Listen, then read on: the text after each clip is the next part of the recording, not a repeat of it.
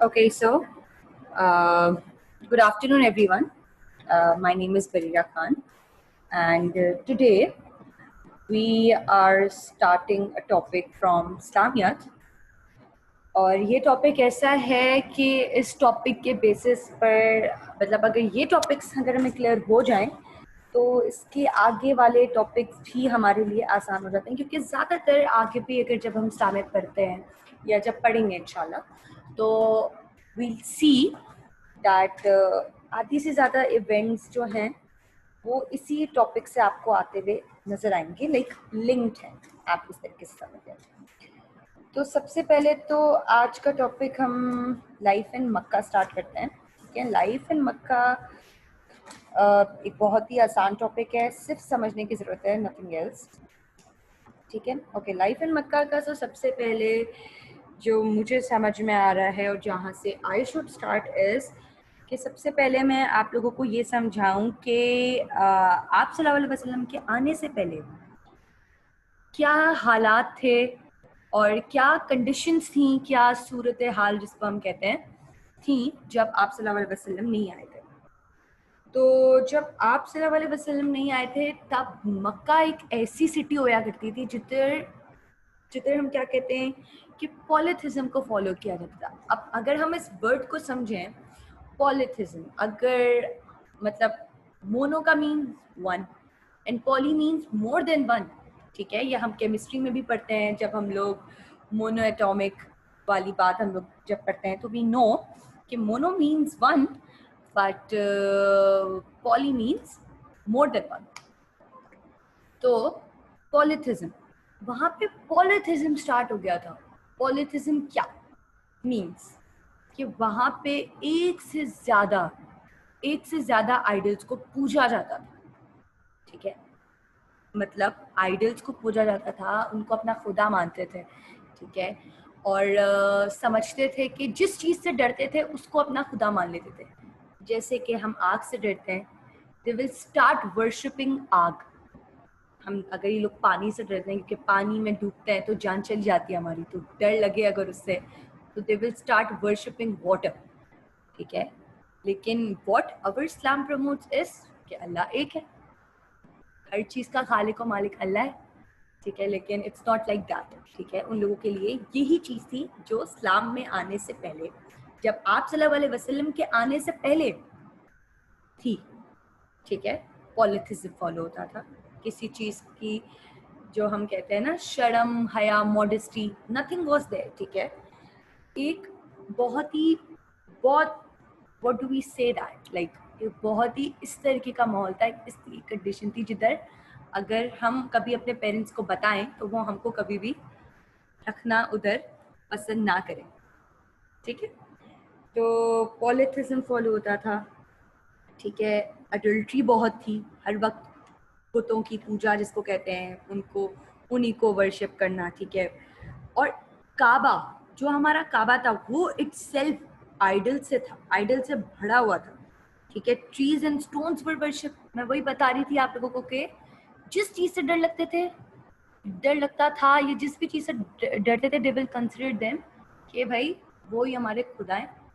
ठीक है, ये अगर जो भी चीज़ इनकी जान ले ले या इनको डराए, दे विल स्टार्ट वर्शिपिंग। ठीक है, तो मतलब स्टोन्स और ट्रीज, इनको भी वर्शिप किया जाता था। और वहाँ पर कोई बिलीव नहीं था, इस चीज़ का कोई भी बिलीव नहीं था कि इस जिंदगी के बाद, जब ये जिंदगी खत्म हो जाएगी तो इसके बाद वी हैव अनदर लाइफ। ठीक है, हमारी एक और लाइफ भी होगी और उस लाइफ में हमें हिसाब देना है। ठीक है, तो ये बात उसमें बताई जाती, और इस चीज़ का कोई कॉन्सेप्ट ही नहीं था उनमें, क्योंकि इस्लाम नहीं आया था, आप सल्लल्लाहु अलैहि वसल्लम नहीं थे, अडल्ट्री फॉलो होती थी, पॉलिथिज्म इतना था, तो they didn't have any idea about such stuff. ठीक है, अबाउट सच कॉन्सेप्ट्स। ठीक है, और ऐसा कोई बिलीव ही नहीं था उनका। ठीक है, एंड कोई फीलिंग नहीं थी responsibility, no feeling for responsibilities, और कोई भी अपने एक्शंस को, अपने डीड्स को ओन करने के लिए तैयार नहीं था। ठीक है, they were just living their lives like anything, मतलब दे डोंट इवन नो कि who they are, what are their responsibilities, what do they have to do, why have Allah created us. They never asked such questions to themselves. You see, there is a difference. जब इस्लाम आया तो we have started, we have like genuinely started questioning ourselves कि अच्छा अल्लाह ने तो इस तरह कहा है, अल्लाह तो हमसे ये चाहता है, but we are doing like it differently. So we should stop that and we should come on the right path. That's what we believe, right? तो ये डिफरेंस था. उनका कोई सेंस ऑफ रिस्पॉन्सिबिलिटी नहीं थी, ठीक है, कुछ भी उनमें नहीं था, अपने डीड्स को ओन नहीं करते थे क्योंकि उनके पास जब ये कॉन्सेप्ट ही नहीं था कि लाइफ आफ्टर डेथ है और हमको जाके अपने डीड्स का, अपने गुनाहों का हिसाब देना है, तो उनको क्या कि वो कोई भी गुनाह करे, ठीक है. जब हमको आप हमें ही देख लें, जब हम किसी को आंसरेबल नहीं होते तो we do whatever we want, right. But when we are answerable to someone we try to make it right, ठीक है, सही है. इसीलिए हम सुपरवाइजर्स वगैरह भी इसीलिए होते हैं, जस्ट टू सी कि पीपल आर डूइंग राइट. किसी भी सेक्टर में आप चले जाएं, आपको कोई ना कोई सुपरवाइज करेगा. अभी आप पढ़ रहे हैं, like me as a teacher, I'm supervising you, so you will try to do your best, right? क्योंकि you know that I am experienced and I can say कि भाई इस तरह नहीं करते, इस तरह करते हैं, right? तो ये मसला है, ठीक है. वहाँ पे ये रिस्पॉन्सिबिलिटी थी नहीं, वहाँ पे जब अल्लाह का डर ही नहीं था, वहाँ जब उनको पता ही नहीं था, उनके लिए ऐसा कोई कंसेप्ट था ही नहीं कि हमें अब मरना है, अब इंतकाल करना है, फिर हमें आगे जाना है, अल्लाह को मुंह दिखाना है, उनको वो हमसे हर चीज़ का सवाल पूछेंगे और हम उसका जवाब देना है. तो जब ये कॉन्सेप्ट नहीं था, so they are doing whatever they want, हर तरीके का गुनाह, सब, लाइक एवरीथिंग, सही है.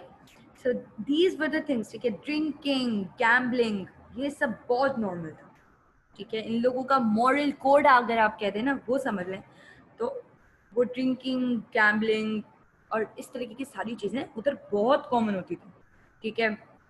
विडोज कौन? जिनको हम लोग हमारी उर्दू की लैंग्वेज में बेवा कहते हैं, जिनके हस्बैंड्स का इंतकाल हो जाता है, ठीक है. विडोज, ऑर्फन्स जिनके माँ बाप नहीं होते, और जो स्लेव्स जिन हमारे काम करते हैं, उनको वो बहुत हेल्पलेस थे क्योंकि what Islam teaches us is Islam teaches us to be equal, right?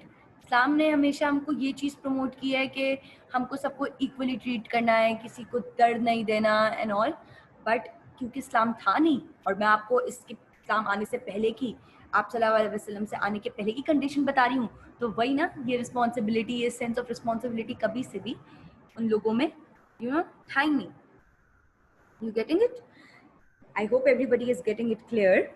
तो ये मसला था, ठीक है. हेल्पलेस थे स्लेव्स, बहुत क्रूल तरीके से उनको ट्रीट किया जाता था, उनको कुछ समझा नहीं जाता था, ठीक है, कुछ भी. दे वर हेल्पलेस, सही है.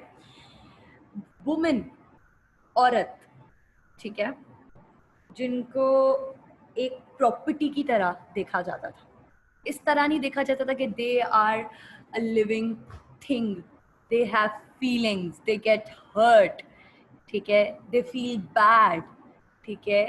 उनको इस तरह देखा ही नहीं जाता था. औरतों को एक प्रॉपर्टी की तरह देखा जाता था, जैसे कि उनकी कोई फीलिंग्स नहीं हो. मतलब एक प्रॉपर्टी क्या होती है कि फॉर एग्जाम्पल कोई भी चीज़ जो आपकी पोजेशन में हो, राइट, जो आपकी पोजेशन में हो, यू कैरिंग इट, उस चीज़ को, वो चीज़ जानदार नहीं होती, ठीक है. उस चीज़ को आप चाहें आप फेंक दें, आप चाहें तो आप रख लें, ठीक है. आप चाहें तो, अगर एक बुक है, आप चाहें तो उसको फाड़ के फेंक दें, उसके लिए उसके पेपर एरोप्लेन्स बना के उड़ा दें, ठीक है. इस तरीके से वुमेन को ट्रीट किया जाता था. वो एक लिविंग थिंग थी, ठीक है. वो भी हमारी तरह अशरफुल मखलूकात थे, बट उनको उस तरह नहीं ट्रीट किया जाता था. उनको एक प्रॉपर्टी की तरह देखा जाता था. जो चाहता था, उनको जितना हर्ट करना चाहता था, जिस तरीके से हर्ट करना सकते थे, they were trying their best. trying क्या? क्योंकि भाई मैं आपको बता रही हूँ ना, कोई सेंस ऑफ रिस्पॉन्सिबिलिटी थी नहीं कभी से. You getting it? Let's come to the next point, ठीक है. तो वुमेन का ये मसला था. अब आप ये देखें, मैंने आपको क्या बताया, सेंस ऑफ रिस्पॉन्सिबिलिटी नहीं थी. इस ये चीज़ दिमाग में थी नहीं कि मैं इसका बेटा हूँ या ये मेरी माँ है. नो, पहले ज़माने में, इस्लाम आने से पहले की बात मैं आप लोगों को बता रही हूँ। इस्लाम आने से पहले उधर, मैं आपको क्या बताऊँ, इस्लाम आने से पहले जो बेटा होता था, जब उसके बाप का इंतकाल हो जाता था, तो उनकी जितनी भी वाइफ्स होती थी, ये तो इस्लाम आने के बाद आया ना कि 4 शादियाँ आर अलाउड। वही मैं बता रही हूँ, इस्लाम नहीं आया था, किसी को आंसरेबल नहीं थे, लाइफ आफ्टर डेथ का कोई कॉन्सेप्ट नहीं था, तो जो दिल चाहा था कर रहे थे, शादियाँ भी बहुत करते थे, ठीक है। और वही मैं बता रही हूँ ना, वुमेन को तो कुछ समझते ही नहीं थे। जैसे बच्चा है, 10 रुपए होते हैं उसके पास, 10 रुपए में जितनी टॉफियाँ ले सकता है ले लेता है दुकान से, ठीक है, सोचता नहीं है, ठीक है। उसको नहीं पता होता कि अगर इतनी टॉफियाँ खाऊंगा तो गला खराब हो जाएगा, या इतनी आइसक्रीम्स खाऊंगा तो गला खराब हो जाएगा। दे जस्ट डूइंग इट, ठीक है। तो इनका भी यही था, शादियाँ और औरतों के साथ बदतमीजी, बदसलूकी एंड उनको मिसट्रीट करना इन लोगों में इतना था कि शादियां भी अगर कर रहे थे, if they are marrying anyone, तो उनको इस चीज़ की रिस्पॉन्सिबिलिटी थी नहीं कि yes I am their husband and I have to do this for her, ठीक है। They were not thinking like that, like there was no thinking at all, they were living without their brains, they were living without their feelings, ठीक है। तो जितनी चाहे उतनी शादियां कर लेते थे। तो जब क्या कहते हैं, जब उनका इंतकाल हो जाता था, तो जो उनका बेटा होता था वो सारी अपनी स्टेप मदर से, बेटा तो एक ही मदर से हो सकता है, तो बाकी की जो वाइफ्स होती थी तो उनसे शादी कर लेता था, would be made their legal wives, भाई नो रिस्पॉन्सिबिलिटी। हम अब इस्लाम आया है तो हम ऐसा कर सकते हैं? एक बेटा अपने बाप के मरने के बाद अपनी माँ से शादी कर सकता है? नहीं, क्योंकि इस्लाम आया, इस्लाम ने हमें बताया, होली प्रॉफिट आए, उनके थ्रू हमें बात पता चली कि नहीं, दिस इज रॉन्ग, ठीक है। There was no settlement in the government and no law in the land. कोई सेटलमेंट नहीं थी गवर्नमेंट में, कोई लॉ नहीं था, कोई रूल्स नहीं थे, ठीक है। किसी को कोई पाबंद नहीं था किसी चीज का। अगर हम घर में भी रहते हैं तो हमारी अम्मी हमें छोटे छोटे रूल्स बताती है ना, कि सोफे पे पैर रख के मत बैठो, ठीक है, या बगैर चप्पलों के मत घूमो। दीज आर दो छोटे छोटे नॉर्म्स जो हम अपने घर में बनाते हैं, हमारे घर को डिसिप्लिन करने के लिए, उसको घर बनाने के लिए। तो आप ये सोचें, Mecca being such a big country and such a being such a big area, ठीक है, वहां पे कोई लॉ नहीं है, तो आप सोचें उधर क्या होगा। हम एक कमरे में रहने के लिए हमारे नॉर्म्स होते हैं, वॉशरूम में जाने के लिए we wear washroom slippers, we have norms, ठीक है। इन सब चीज़ों के लिए वी हैव रूल्स। बट एक इतना बड़ा लैंड जो कोई बंदा ओन कर रहा है, या जो भी कोई उसमें काम कर रहा है, उसके लिए इन लोगों के पास कोई वही नहीं है, कोई रूल्स ही नहीं है। तो आप सोचें, जिधर डिसिप्लिन नहीं है, जिधर रूल्स नहीं है, जिधर कोई किसी को आंसरेबल नहीं है, तो क्या कर रहा होगा वो? क्या लाइफ लीड कर रहे होंगे ये लोग? No life, you know. ये था, ठीक है। the affairs of each tribe were governed by its own chief, भाई। अब जब इस्लाम आया है तो हमें पता चला है कि सब इक्वल हैं, सबकी क्या कहते हैं, सबकी जो ओपिनियन होते हैं वो मैटर करते हैं, राइट। तो हम क्या करते हैं, तो हम इंसानों ने, हम अशरफुल मखलूकात ने, जिसमें औरतें भी शामिल हैं, जिनको पुराने ज़माने में कुछ समझा नहीं जाता था, इस्लाम आने से पहले कुछ समझा नहीं जाता था, हम औरतें, हम आदमी, हम सब लोगों ने मिलकर, हम लोग एक एज अ टीम काम करते हैं। आजकल हमारी कंट्री किस तरह गवर्न हो रही है? क्या एक ही बंदा चला रहा है? क्या एक ही बंदा फाइनेंस मिनिस्ट्री देखता है? क्या एक ही बंदा एजुकेशन डिपार्टमेंट देखता है? नहीं, there are different sectors, you know. और जब प्राइम मिनिस्टर को कोई फैसला लेना होता है तो वो क्या करता है, वो अपने कैबिनेट से पूछता है, क्योंकि सबके नजरिए अलग अलग होते हैं, यू सी, सबके, एवरीबडीज, यू नो। मेरा नजरिया कुछ और है, आपका कुछ और है, ठीक है। अगर मैं एज अ टीम काम करना चाह रही हूँ तो I will have to listen to all of you, you know, and for that I have to give you guys a little respect, like more than respect. ये नहीं सोचना कि ये औरत है, ये आदमी है। तो जब ये चीज आ गई और सब, हर ट्राइब, हर कबीला को उसका अपना ओन चीफ ओन कर रहा था, तो आप सोचें, जब डिफरेंट डिफरेंट ओपिनियन के लोग एक साथ मर्ज करते हैं, तो वो जगह कभी भी सुकून में नहीं होती, क्योंकि तब किसी ने भी एक म्यूचुअल डिसीजन नहीं लिया है, कोई म्यूचुअली काम नहीं किया रहा है, सब अपनी ही कर रहे हैं। यू सी, जब हम लोग घर में भी, आप घर की एग्जाम्पल ले लें, क्या करते हैं हम? अपने फादर की बात मानते हैं, राइट? चाहे हमारा ओपिनियन उस बात को लेके कुछ भी हो, लेकिन हमें एक उसमें एग्री करना पड़ता है, ठीक है? और जब हम ये करना सीख जाते हैं, जब ये हमें आ जाता है, और फिर हल्के हल्के हम ये भी सीखते हैं कि हमें कैसे अपना ओपिनियन रखना है, तो जब हमें ये आता है तो इसको कहते हैं इक्वालिटी, इसको कहते हैं टीम वर्क, ठीक है? और इसी तरह लॉज बनते हैं, इसी तरह हमारे घर के रूल्स बनते हैं। हमारे अम्मी और हमारे अब्बू, एक स्ट्रिक्ट होता है, एक लीनियंट होता है। जो लीनियंट होता है उसका बच्चे को पालने का तरीका इज डिफरेंट, जो स्ट्रिक्ट होता है उसका डिफरेंट होता है, लेकिन उनको as a common, like as one, उनको डिसीजन लेना पड़ता है। इसीलिए जिन बच्चों का अच्छा ब्रॉटअप होता है वो इसीलिए होता है क्योंकि पेरेंट्स एज अ यूनिट काम करते हैं। और आप खुद देख लें, जिनके पेरेंट्स नहीं कर पाते, जो ये चीज़ें एडजस्टमेंट नहीं हो पाती, उनके बच्चे डिस्टर्ब भी रहते हैं। आप देखते हैं मसले भी होते हैं उन बच्चों को जिनके घरों में लड़ाइयाँ होती हैं, क्योंकि डिफरेंट ओपिनियंस होते हैं ना, नहीं कर पाते कुछ पेरेंट्स। तो मैं पेरेंट्स को ब्लेम नहीं कर रही, मैं किसी को पॉइंट आउट नहीं कर रही, मैं वो एग्जाम्पल्स देने की कोशिश कर रही हूँ जो घर में होती हैं, ठीक है? मेरे घर में भी होती है, सबके घर में होती है कभी कभी। तो जब भी हल्की फुल्की लड़ाई होती है तो मैं भी डिस्टर्ब हो जाती हूँ। तो आप खुद सोचें, जब हर कबीले का एक अलग ही चीफ होगा और अपनी ही चलाएगा, तो उस एरिया में क्या होगा और वहाँ के रहने वाले कितने डिस्टर्ब होंगे, राइट? सही है? तो ये मसला था। There were rivalries among them, ठीक है? उनके बीच में लड़ाइयाँ थी, जनरेशन से जनरेशन फाइट चलती थी। यानी अगर मेरे अम्मी अब्बू की आपके अम्मी अब्बू से लड़ाई है, तो जो हमारे बच्चे होंगे, मतलब जो हमें भी लड़ना चाहिए। अगर हमारे और आपके अम्मी अब्बू की लड़ाई है तो हम लोग दोस्त नहीं बन सकते, हम भी लड़ेंगे क्योंकि उनकी हमारी लड़ाई हुई है। इस बात का कोई सेंस है क्या? किसी के पास आज ये कोई गारंटी है कि जैसी प्रॉब्लम बच्चे पहले मिस्टेक्स होती हैं वो आज भी होती हों? नहीं ना, डिफरेंट होता है। तो सब लड़ रहे हैं, लड़े ही चले जा रहे हैं किसी चीज़ की सेंस ऑफ रिस्पॉन्सिबिलिटी नहीं है, लड़ाई में पूरा दिन निकाल रहे हैं। ये भूल गए कि घर भी है, घर के लिए कमाना भी है, घर में मेरी बीवी भी है, या घर में मेरा हस्बैंड भी है, या मेरे बच्चा है, उसको ला के देना है। उसको भी जब बड़े ऐसा करेंगे तो छोटे भी ऐसे ही करेंगे। तो जेनरेशन टू जेनरेशन तो चीज़ समझो ट्रांसफर हो ही रही है, तो राइवलरीज भी हो ही रही हैं, ठीक है? Side by side Arabs had qualities of heroism, love for liberty, hospitality, or equivalence. The period was known as the age of ignorance in Arab history. भाई अब क्या सीन है? अब सीन ये है, sorry using that word, but इस तरह ज़्यादा बेहतर समझ में आता है।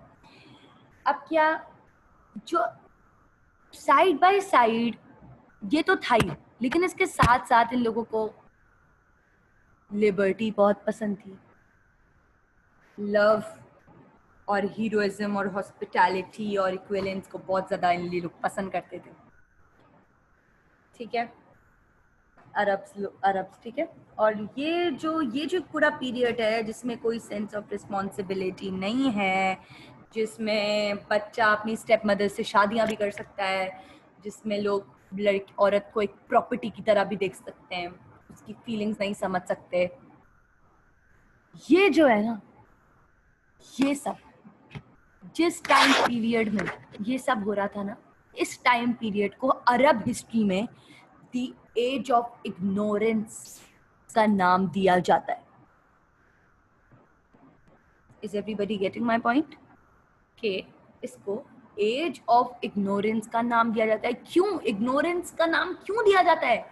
क्योंकि इधर हर कोई देख रहा है, हर कोई जानता है कि दे आर रॉन्ग, ठीक है? कि women are same, not exactly same, but same. They are humans, they feel, they get hurt. ये इनको मालूम है, लेकिन they are ignoring it. No sense of responsibility. They know that responsibility exists, but they are ignoring it. Because why? Because Islam अभी तक आया नहीं. Because life after death का कॉन्सेप्ट इनको पता नहीं. सही है. इन लोगों को कुछ नहीं मालूम. You know, they think that they are not answerable to anyone. They don't know that they will have to die. That's why they're doing this. Are you getting it? लेकिन इसका मतलब ये नहीं है कि हम इसके लिए इस्लाम को ब्लेम करें कि इस्लाम नहीं आया इसलिए तो लोग ऐसे. नहीं. तब तक और भी इस्लाम, कुरान तो बाद में आया, इस्लाम तो बाद में आया. इससे पहले जो क्या कहते हैं, जो तौरात, ज़बूर, इंजील जो उतरी थी, इनमें ये भी तो आसमानी किताबें ही थी ना. इनको फॉलो करना चाहिए था. और इनमें किसी भी किताब में ऐसी कोई बात नहीं है जिधर सेंस ऑफ रिस्पॉन्सिबिलिटी की बात ना हो. ठीक है. सिर्फ जो लेटेस्ट जो बुक आती है, जो लेटेस्ट आसमानी किताब आती है, उसको आपको फॉलो करना होता है. इसलिए जब इस्लाम आया, इसलिए जब कुरान आया, तो कुरान के बाद कोई नहीं आया, तो now we will have to follow Quran only. लेकिन कुरान से पहले जो भी कुछ आया है हमें वो फॉलो करना है. तो हम इसके लिए किसी चीज को ब्लेम नहीं कर सकते, क्योंकि चीजें टाइम टू टाइम आई. अब ये बात आप लोग आगे पढ़ेंगे, ये बात आप लोगों को फर्दर समझ में आएगी. ठीक है. कुछ आप लोगों को समझ नहीं आए, so you guys can, you all can feel free to ask. सही है. कोई मसला नहीं है. इंशाल्लाह आपको ये समझ आया होगा और मुझे भी बहुत मज़ा आया. So we will see you next time and yes, खुदा हाफिज़.